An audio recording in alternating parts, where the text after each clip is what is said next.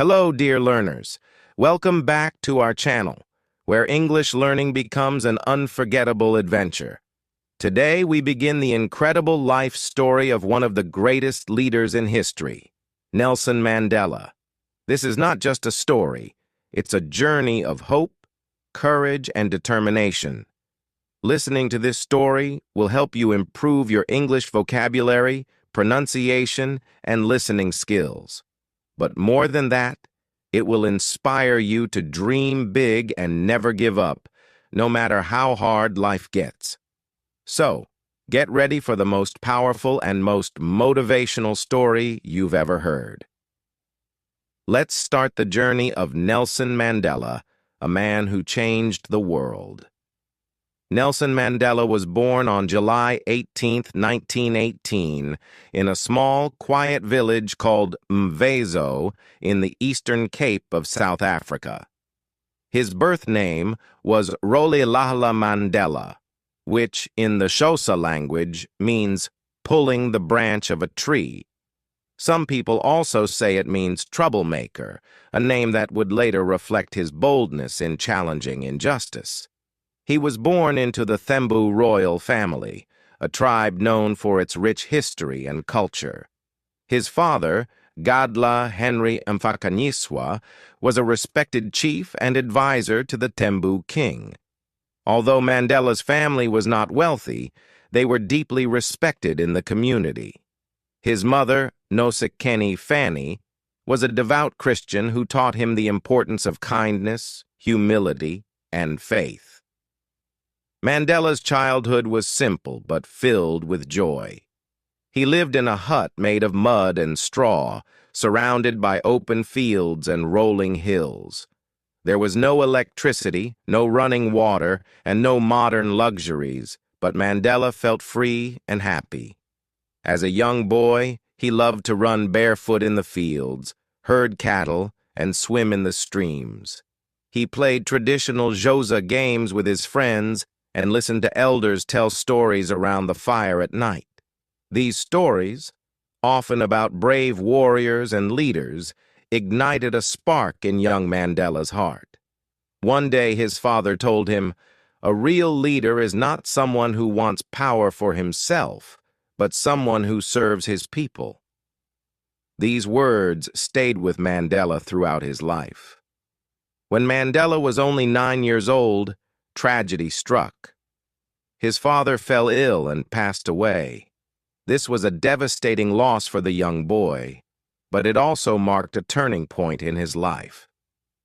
After his father's death, Mandela's mother took him to live with Chief Jongintaba Dalindyebo, a royal leader of the Thembu people. Chief Jongintaba welcomed Mandela into his home as if he were his own son. For the first time, Mandela saw a life beyond his small village. He lived in the chief's palace, where he observed meetings and learned about leadership, tradition, and responsibility. Mandela began attending a local Methodist school at the age of 7. It was here that his teacher, Miss Madingane, gave him the name Nelson, as was the custom for African children to be given English names in schools. Although Mandela did not understand why he needed a new name, he accepted it and focused on his studies. He quickly became a diligent student, curious about everything he learned. He loved English literature, geography, and history, especially stories of African heroes who fought against colonial rule. Mandela often said, "Education is the most powerful weapon which you can use to change the world." This belief drove him to study harder and dream bigger. As Mandela grew older, he became more aware of the inequalities around him. South Africa was ruled by the system of apartheid, which kept black and white people separated in every part of life. Black people were not allowed to vote, own land, or live in the same neighborhoods as white people. Mandela could see the unfairness everywhere. At the age of 16, Mandela participated in a traditional Xhosa ceremony where boys became men. During the ceremony, elders spoke about the responsibilities of manhood, but they also shared their sadness about the state of their people under apartheid. Mandela felt a deep sense of duty to fight for justice and equality. When Mandela was 19 years old, Chief Jongintaba arranged a marriage for him. But Mandela had other dreams. He wanted to continue his education and make his own choices. So he made a bold decision. He ran away to the bustling city of Johannesburg. In Johannesburg, Mandela saw a completely different world. The city was vibrant but full of challenges.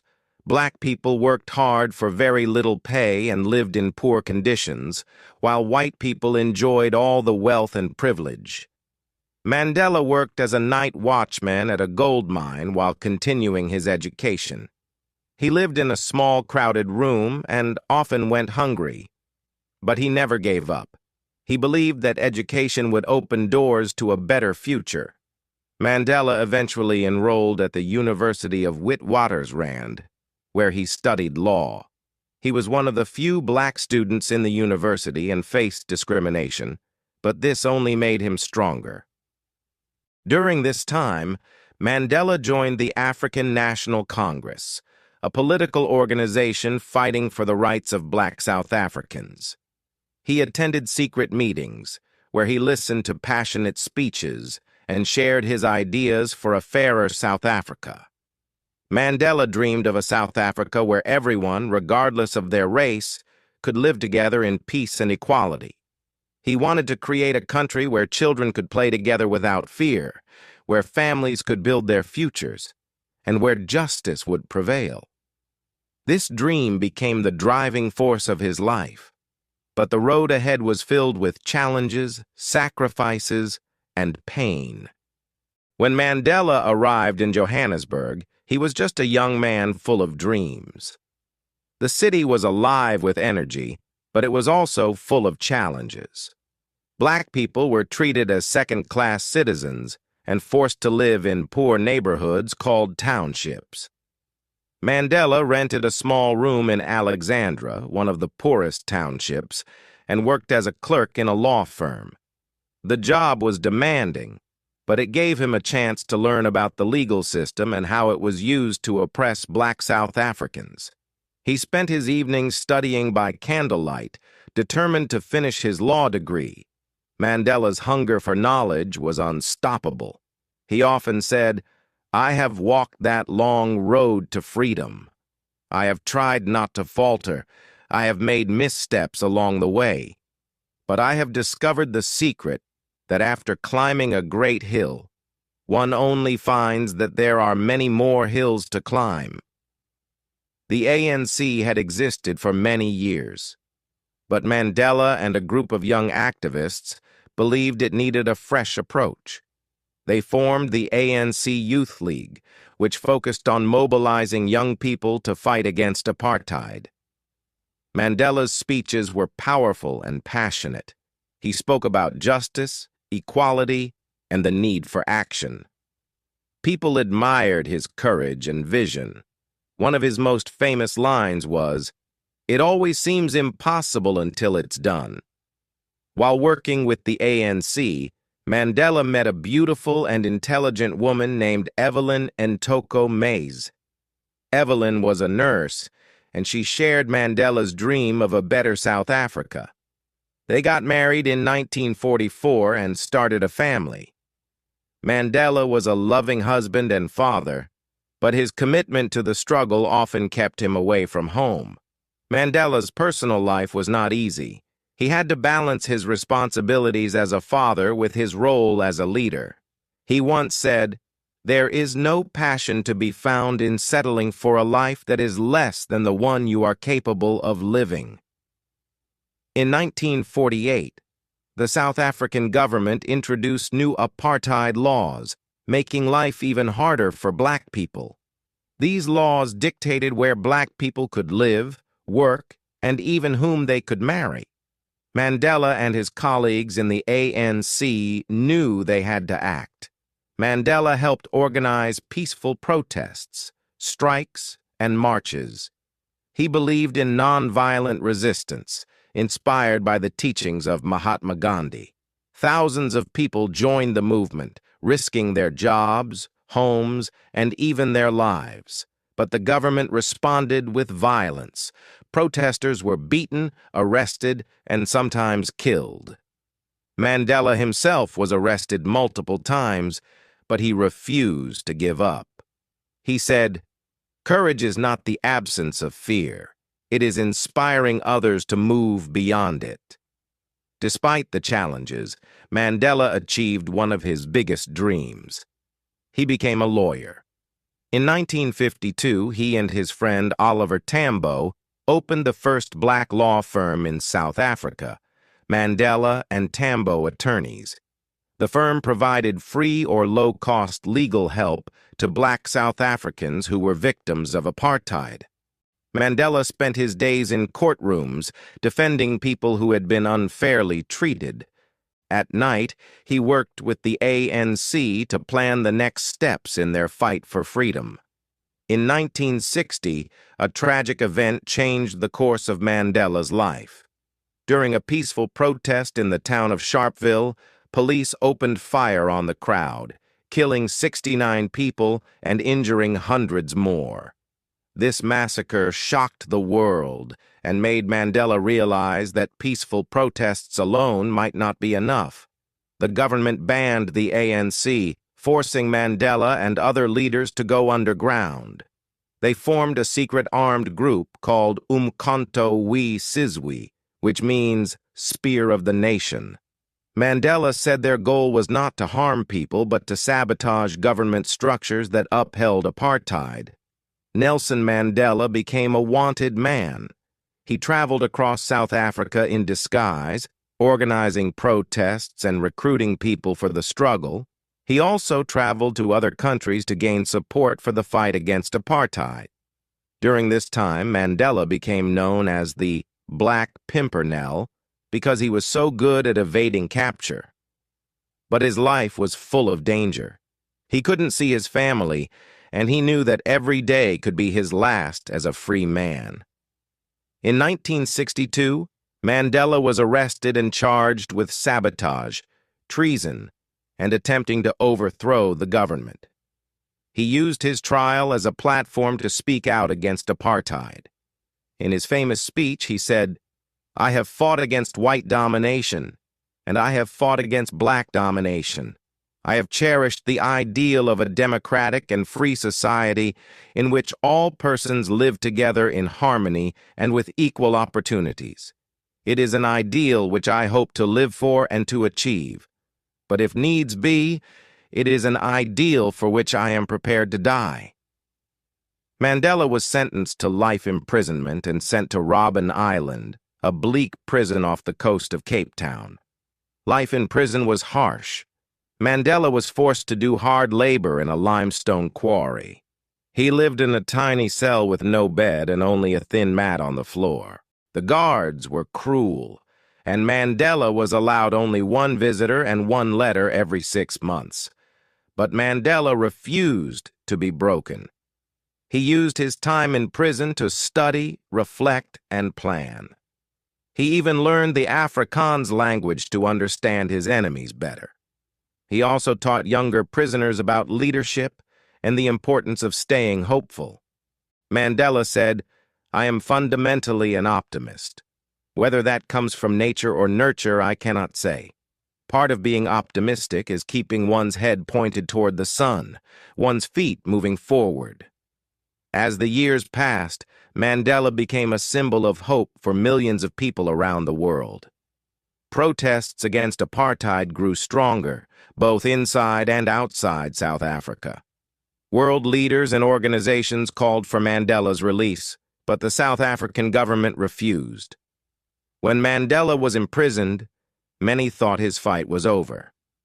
But the truth was, his imprisonment became the spark that ignited a global movement. Mandela spent 27 long years in prison, most of them on Robben Island. Every day was a test of his patience and willpower. The guards tried to humiliate him, but Mandela remained dignified. The work was grueling, but he kept his spirit strong. He once said, "I realized that courage was not the absence of fear, but the triumph over it. The brave man is not he who does not feel afraid, but he who conquers that fear." During those years, Mandela became more than a prisoner. He became a symbol of the fight against injustice. Around the world, people chanted, "Free Nelson Mandela." His name was whispered in schools, sung in protests, and carried on banners. While Mandela was in prison, South Africa became a nation under siege. The apartheid government faced increasing protests, strikes, and international sanctions. Countries refused to trade with South Africa. Famous musicians like Stevie Wonder and Bob Marley dedicated songs to Mandela. Even in prison, Mandela's leadership was felt. He secretly communicated with other ANC leaders and even began negotiations with the apartheid government. Mandela understood something crucial. To truly win, South Africa needed peace, not revenge. On February 11, 1990, the world watched as Nelson Mandela walked out of prison. He was 71 years old, his hair gray but his spirit unbroken. His first words were, "I stand here before you not as a prophet, but as a humble servant of you, the people." Today, the time for healing of wounds has come. The time to build is upon us. The streets erupted in celebration. People danced, cried, and cheered. Mandela's release was not just his freedom. It was the first step toward a free South Africa. After his release, Mandela faced a tough question. How could South Africa heal after so much pain? Many people wanted revenge, but Mandela preached forgiveness. He met with the very people who had oppressed him and worked with them to build a new nation. He said, "Resentment is like drinking poison and then hoping it will kill your enemies." Mandela became the leader of the ANC and began working toward South Africa's first democratic election. His goal was simple but powerful: a South Africa where everyone, black, white, Indian, colored, had equal rights. In 1994, history was made. For the first time, all South Africans, regardless of race, could vote. People stood in long lines, some for hours, to cast their votes. On April 27, 1994, Nelson Mandela was elected the first black president of South Africa. His inauguration was a moment of pure hope. Leaders from around the world attended. Mandela said in his speech, "Never, never, and never again shall it be that this beautiful land will again experience the oppression of one by another." South Africa had a new beginning, and Mandela was at the heart of it. As president, Mandela focused on uniting the country. One of his most famous acts was supporting South Africa's rugby team, the Springboks, during the 1995 Rugby World Cup. Rugby was traditionally seen as a white man's sport, but Mandela wore the Springbok jersey and stood alongside the team, showing that unity was possible. This act of reconciliation was immortalized in the movie Invictus. The title came from a poem Mandela loved, which ends with the lines, "I am the master of my fate. I am the captain of my soul." After serving one term as president, Mandela stepped down in 1999, proving that true leaders know when to let go of power. He spent his later years advocating for peace, education, and the fight against poverty and HIV, AIDS. Mandela traveled the world, meeting leaders, inspiring youth, and reminding everyone of the power of forgiveness and determination. On December 5, 2013, Nelson Mandela passed away at the age of 95. The world mourned the loss of a giant. Millions of people attended his memorial, including presidents, celebrities, and ordinary citizens whose lives he had touched. Mandela's legacy is not just in South Africa, but in every corner of the globe. He taught us that no matter how dark the road, no matter how high the mountain, hope and perseverance can change the world. Nelson Mandela's life is proof that greatness is not something you are born with. It's something you achieve through hard work, sacrifice, and unwavering belief in your dreams. His story reminds us, never give up, even in the hardest times. Forgiveness is stronger than hate. One person can make a difference. Nelson Mandela's life is a testament to the power of determination, patience, and forgiveness. He spent 27 years in prison for a cause he believed in, and when he was released, he could have chosen revenge or anger. But instead, he chose peace. He showed the world that even in the darkest moments, we can still choose the light of hope and love. Mandela's journey was not easy. There were many times when he could have given up, many times when life seemed impossible. But he kept moving forward.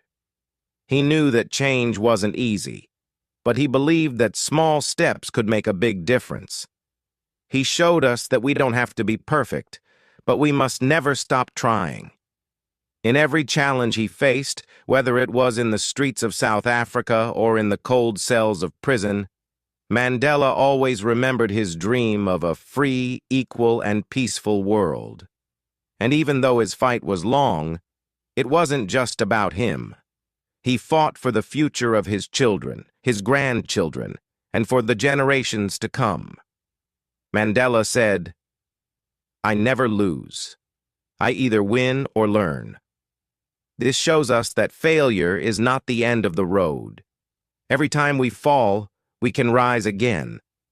Every mistake is a chance to learn, to grow, and to become stronger. No matter how many times life knocks us down, we can always stand up and keep going.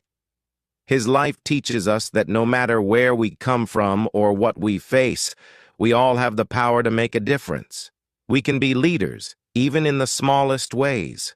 It doesn't matter if we're not famous or powerful like Nelson Mandela. Every kind word, every act of kindness, every moment we stand up for what's right. These things matter. Mandela's story is a story for everyone.